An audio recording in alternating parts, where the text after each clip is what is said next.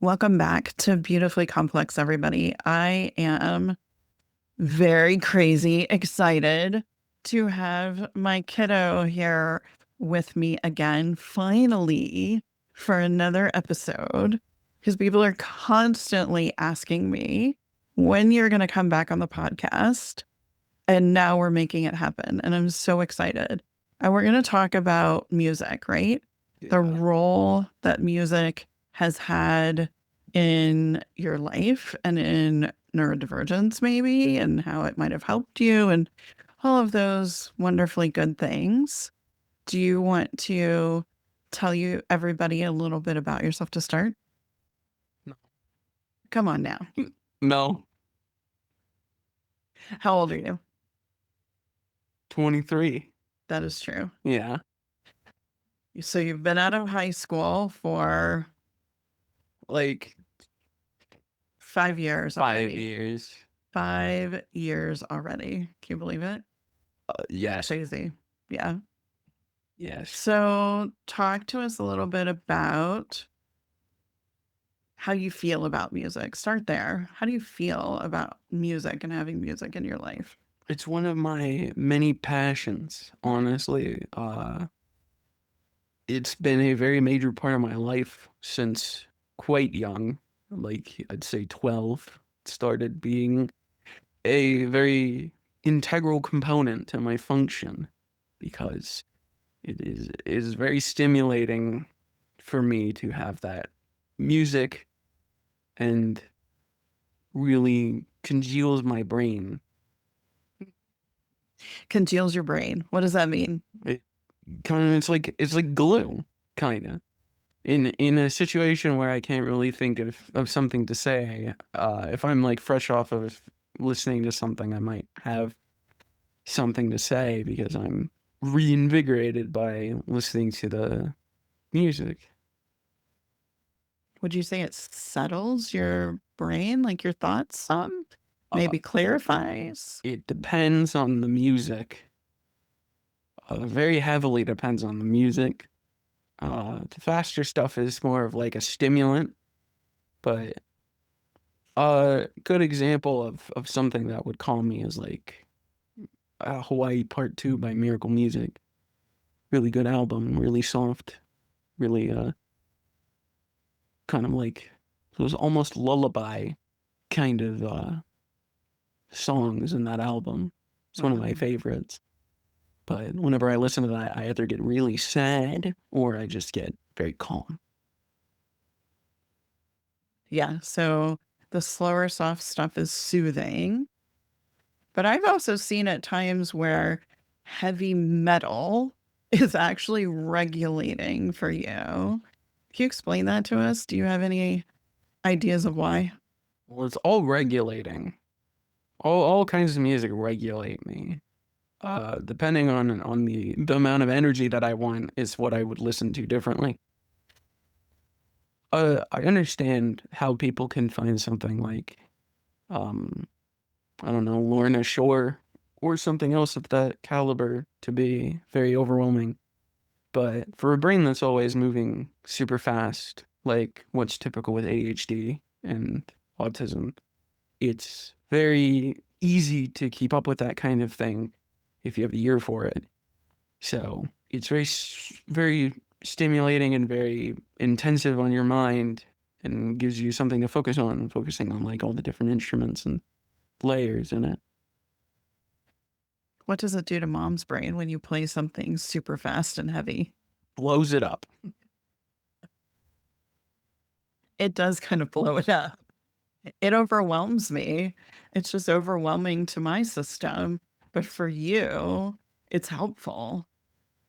Talk to us a little bit about when you were creating music. It seemed to help you at times. What was it helpful with? Why would you gravitate to that? How were you doing it?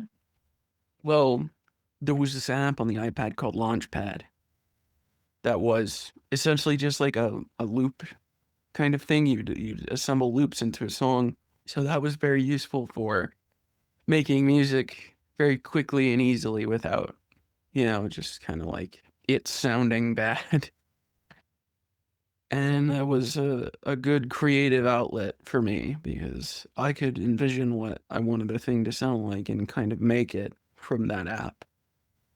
And could you like make different types of music for the different ways that you were feeling? Did you find yourself doing that? Like sometimes slower, sometimes heavier beats? Yeah. Yeah. Can we talk a little bit about music and feelings? Because we had this experience together recently where you played a song for me that you wanted to share, and it ended up making you emotional. And you said you didn't know why it made you emotional. But obviously, music can create emotion and can bring emotion to the forefront, right? Yeah.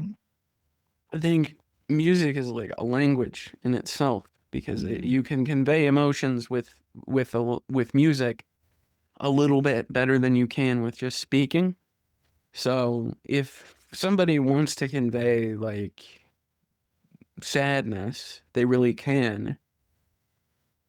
And that song was from that album, Hawaii Part 2. That was Introduction to the Snow, first track on the album. And it was a sample of a different song from the album, Dream Suite in C major. Which is the beginning of that song has become kind of part of internet culture now, but it is a very emotionally powered sounding kind of introduction. Does it ever help you like to process your feelings, to work through some things? Do you use it intentionally that way? Yeah. If I feel like I need to cry, sometimes I'll just play sad music until I do. Mm. And that is kind of the only way that I can now. But yeah. And crying is good for us because it's our nervous system's way of shedding the emotion and the struggle. It's part of the process of feeling better. So that's really interesting. There were times where teachers didn't let you listen to music in class, right?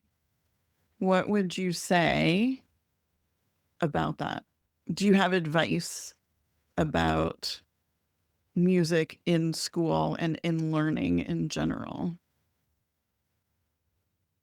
Teachers out there, as long as it's not disrupting other people, just let the kid listen to music if they got headphones on. It's not detracting from unless you're like talking and like teaching.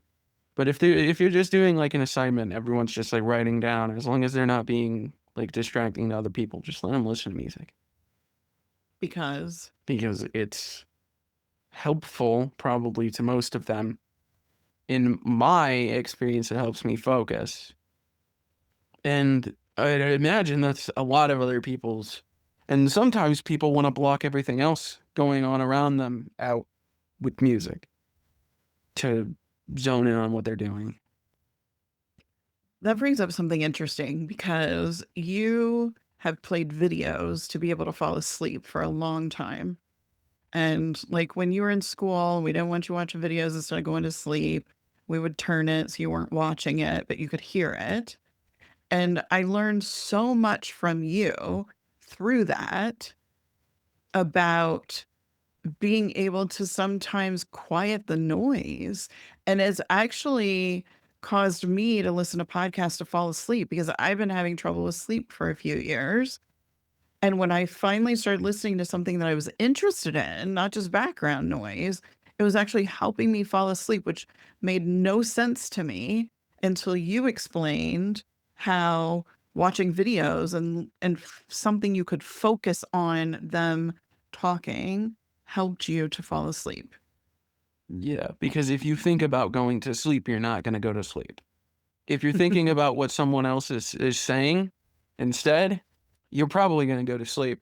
When the hurricane hit us, I didn't have videos, but you let me use your phone for podcasts. You had some podcasts about an oil rig disaster thing, and it was like 12 episodes long. And I listened to that.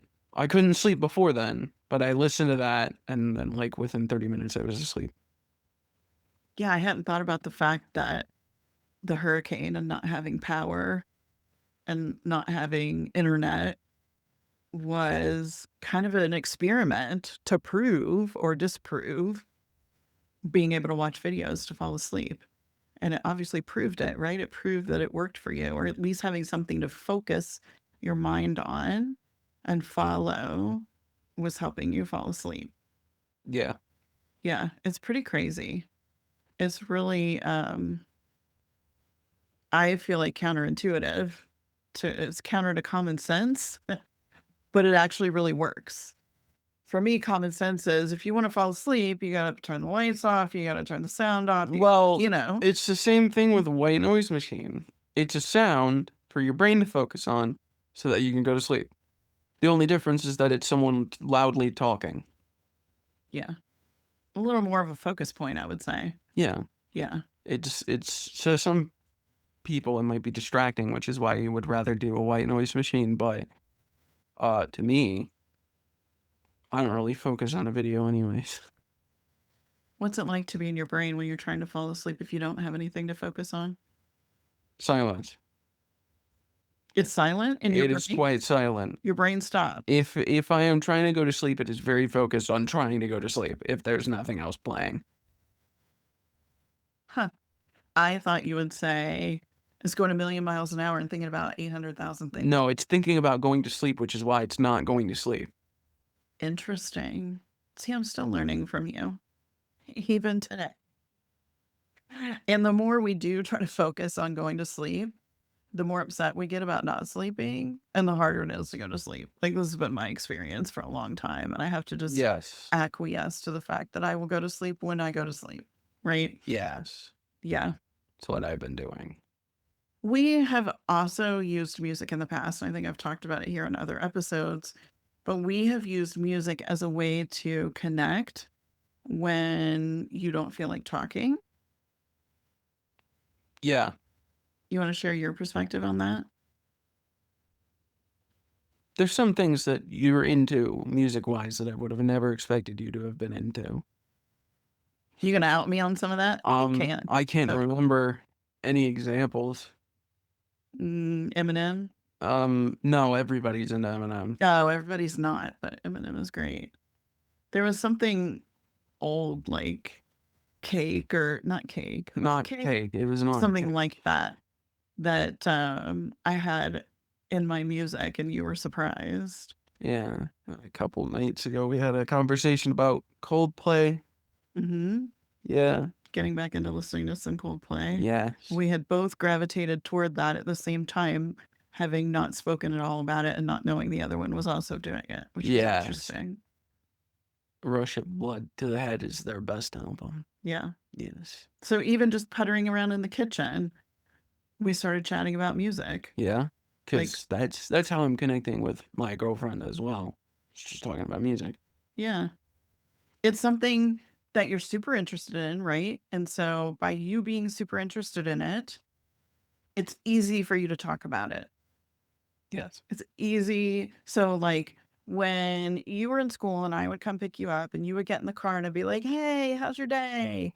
What happened in this class and that class? Did you turn this in? Who did you hang out with?" All the things, right? Because I care. And so I wanted to know how your day was. But for you, you really couldn't manage that at that moment, right? It was not like, what did you usually say? I don't want to talk. Yep. Or it was fine. It was fine. Everything's fine. Yeah. I mean, I wasn't wrong. Or I would get this and nothing. But if I asked about music, when you couldn't talk about school or your day, would totally shut down. If I asked about music, you instantly would start talking, you would be into it, and we would talk all the way home. Yeah, because I care about music and I don't care about school. Well, yeah, that's part of it, I think. But I think the lesson in that for parents is like, if you can't talk about the hard stuff, talk about something of interest because the connection still matters, right? Being able to connect with each other still matters. Yes. And if we hadn't been talking, if we'd been totally silent after you had said, "I don't want to talk about it," you would have still felt kind of prickly and not good. Mm-hmm. But because we talked about music, something you like, and we were playing music, didn't you feel better by the time we got home? Yes. Yeah. Somewhat, yes. If I had a real crummy day, a music conversation might not have fixed me, but it would have made me less crummy. And we're not talking about fixing. I know. I'm just We're saying. just talking about improvement, right? Yes, which it did. What else do you want people to know about music and your experience with music and maybe the neurodivergent experience with music for some people? There's this world in this VR game that I play, Mm-hmm. which is just a big record store. And it's got a bunch of records sectioned off into genres on the shelves. And you can take one of the records and put it on a record player, and it'll just start playing it. And I've been spending most of my time in there because I'm rediscovering old fixations on old music, Mm. like rediscovering Cake, rediscovering Arctic Monkeys, rediscovering The Prodigy, and like Porter Robinson. Do you find that some of it's nostalgic? Like when you listen to music from when you were a kid that maybe we all listened to in the car on the way to the beach or something like that? Yeah, there's one specific album, which is A Beautiful Lie by 30 Seconds to Mars. You could play that all the time in the car on road trips. That and Let's See How Far We've Come by Matchbox 20. Well, that's a nostalgic thing for me Well, because of my yeah, age. but But that has yeah, also become a nostalgic thing for me because, you everyone in know, the family, when that particular album of 30 Seconds to Mars comes on, we all like are instantly transported to that car ride to the the zoo. beach. That was the zoo for me. You remember the zoo? I I remember remember the that zoo. trip to the beach. I think it was Atlantic Beach in North Carolina. And so it was like a 7 or 8 hour drive, and your dad and I probably played that for half of, and then some other stuff. I'll never complain Because about it's listening so to good. old 30 Seconds to Mars. Yeah. I won't. And also, unfortunately, A Beautiful Day by U2 is in there as well. Oh, come on. You two is the best thing I ever. do not care for U2. You're not my child. I am. I love you. Yes. But I don't understand how anybody doesn't like you too. Because it's just. Well, you don't have to go into it. That's what it sounds like to me. So you use music to invigorate sometimes, Yes. to maybe Calm boost, sometimes. boost your mood sometimes, Yeah. calm sometimes, process emotion, feel emotion sometimes, Yes. connect with others, Yeah. chill out. Almost all the time, chill out. Yeah. If I'm just like hanging out, even if it's with other people, even if I've got the goofy headset on my head, there's probably music playing in it. So, You even play it at work, right? yeah. And your dad does the Well, same thing. Dad listens to videos, and sometimes I also do that. I listen to videos at work most of the time. Sometimes I'll put on music, but most of the time it's videos because I find that videos march time faster than Oh, yeah. music does because it's a narrative. Mm-hmm. Yeah. Yeah. But it's something playing in the background. It's like you guys need something playing in the background to be able to focus and get things done. Yes. Yeah. Well, assist in focusing. If I don't have music, I can get work done, but it's easier for me if I do. Very cool. Thank you Yes. for sharing on the podcast with all the people. You thought that this wouldn't really be, you're so funny. This wouldn't really be like the most hopeful episode in the world or anything, this topic. But even Well, no, I just couldn't come up with a topic. Conversation about things. Like even I had an aha and I learned something. Yeah. People are gonna learn something or maybe have a good feeling from listening to you share your experience. That's Thanks, kiddo. Send them off. Well, that leaves me to close then by myself. So thank you for listening. Thank you for being here. I hope you enjoyed this little glimpse into our family and learned something from it. And I will see you next time. Take good care.